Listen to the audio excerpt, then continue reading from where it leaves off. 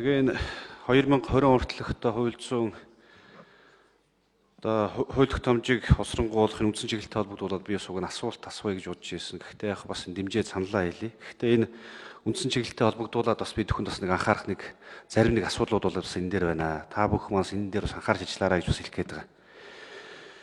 Үндсэн чиглэлийн 161-р хуульчийн эрх зүйн байдлын тухай хуулийн шинжилсэн найруулгыг 2017 онд хийнэ.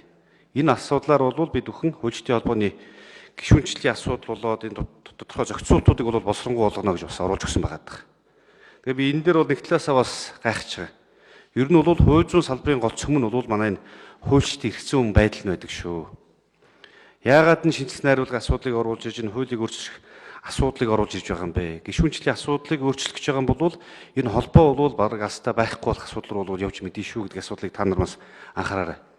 Ер нь бол энэ хуульчдын холбоо маань улс төрөөс хараат бус байдлаар бие даасан хэлбэрээр үйл ажиллагаа явуулж байгаа бас манай энэ томоохон байгууллагуудын нэг байгаа. Хариуцлага нэгдсэн стандарт тогтоох замаар бол Монгол улсад энэ хуулийн засаглалыг төлөвшүүлж байгаа.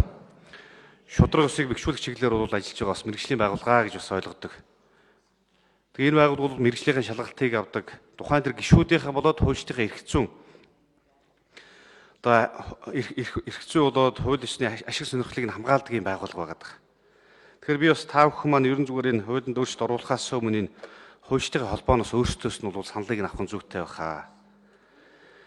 Хэрэг одоо юу гэдэг тэр холбооны гишүүнчлийн асуудлыг өөрчлөх гэж байгаа бол энэ асуудал бол байхгүй болох хэмжээнд очих тийм асуудал үүсч магадгүй шүү. Хуульчд одоо л нэг системтэйгээ бол ингээд дасаж эхэлж байгаа энд цаг үе дээр бол дахиад өөрчлөлт эхлэхээр бол хуульчд биш бол иргэд тийм охирох асуудал бол эндээс бас үүсч мэдэн шүү. Тэгэхээр ерөн зүгээр бусад ер нь хуулинд өөрчлөлт оруулах асуудал дээр бас манай бид бүгдийн зүгээс аливаа энэ өөрчлөлт оруулах асуудал дээр судалгаан дээр хандаж бол бас асуудал хийх ёстой байх. Хууль зүйн салбарын гол цөм нь маань бол манай хуульчдын эрх зүйн байдал маань бол байгаа шүү гэдгийг та бүхэн анхаарч үзээрэй гэж бас хэлэх байгаа.